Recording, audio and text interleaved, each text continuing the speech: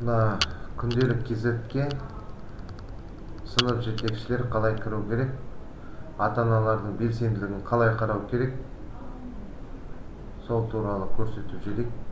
Әрбір сынып жетекші пән мұғалімі болсын, жұмыс үстелінен басталады. Осы жұмыс үстеліне кірген кезде сіздерде мына оң жақта сыныптар деген бар. Осы сыныптарды басатын болсаңыздар, әрбір сынып жетекшісіне өзінің сыныбы ғана көрінеді. Мен администратор болғандықтан мына жерде барлық сынып көрініп тұр. Өз сыныбыңызды аласыз, мысалы 8Г басасыз. Оқушыларыңызды тексересіз, қарап шығасыз. Мінекей 28 оқушыңыз бар. Енді кіресіз, есептер.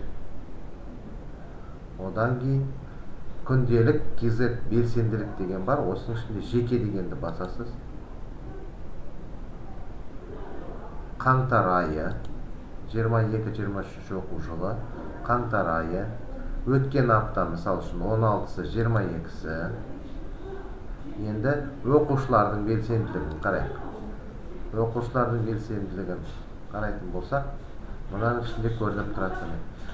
22-ші жылы, мына 2 рет кірген, мінекей 23-ші жылы. Өткен аптада мына бала кірмеген, мінекей. Мына бала 2 рет кірген. Осы жерден көріп тұруға болады.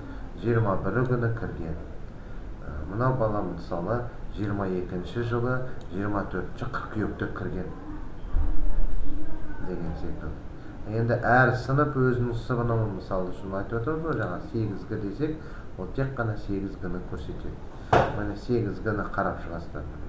Мүлде мысалы мына бала кірген, мына бала 3 бала, 4, 5, 6, 7, 8 бала кірген.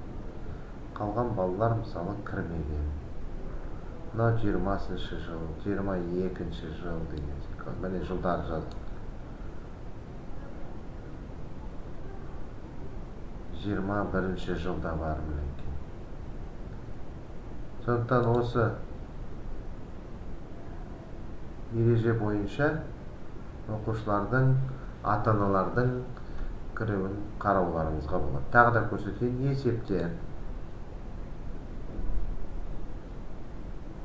Күнделік белсенділігі, жеке дегенді басасыздар.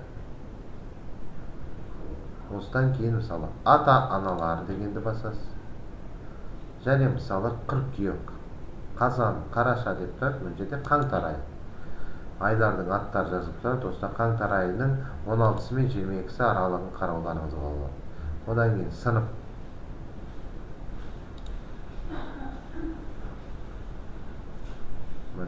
Ата-аналардың белсенділігін көруге болады. Оны Excel-ге скачать етіп алуларыңызға да болады. Экспортировать етіп ашуларыңызға болады. Excel-ді ашатын болсаңыздар, сіздерге көрініп тұрады. Яғни осы туралы мәліметті ата-аналарыңызға жіберулеріңізге болады. Әрбір сынып жетекші ата-аналармен хабарласып, оқушыларыңызды кіргізіңіздер. Рахмет.